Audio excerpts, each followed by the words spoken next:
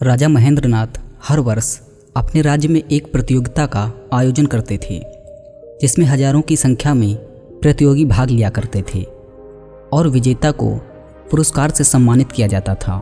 एक दिन राजा ने सोचा कि प्रजा की सेवा को बढ़ाने के लिए उन्हें एक राजपुरुष की आवश्यकता है जो बुद्धिमान हो और समाज के कार्य में अपना योगदान दे सके। उन्होंने राजपुरुष की नियुक्ति के लिए एक प्रतियोगिता आयोजित करने का फैसला किया। दूर दूर से इस बार लाखों की तादाद में प्रतियोगी आए हुए थे। राजा ने इस प्रतियोगिता के लिए एक बड़ा सा उद्यान बनवाया था, जिसमें राज दरबार की सभी कीमती वस्तुएं थीं। हर प्रकार की सामग्री उपस्थित थी, लेकिन किसी भी वस्तु के सामने उसका मूल्य निश्चित नहीं किया गया था।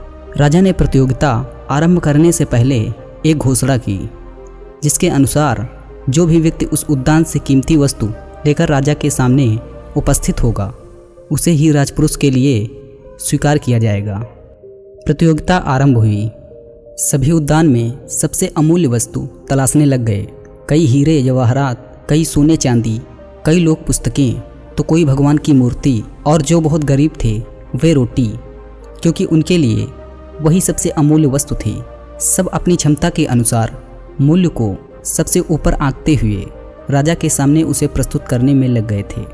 तभी एक नौजवान राजा के सामने खाली हाथ उपस्थित हुआ। राजा ने सबसे प्रश्न करने के उपरांत उस नौजवान से प्रश्न किया, अरे नौजवान, क्या तुम्हें उस उद्यान में कोई भी वस्तु अमूल्य नजर नहीं आई?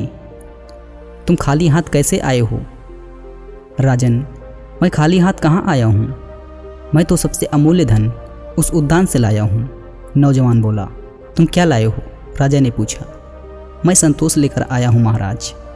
नौजवान ने कहा, क्या संतोष इनके द्वारा लाए गए इन अमूल्य वस्तुओं से भी मूल्यवान है क्या? राजा ने पुनः प्रश्न किया। जी हाँ राजन, इस उद्यान में अनेकों अमूल्य वस्तुएं हैं, पर वे सभी इंसान को क्षण भर के लिए सुख की अनुभूति प्रदान कर सकती हैं।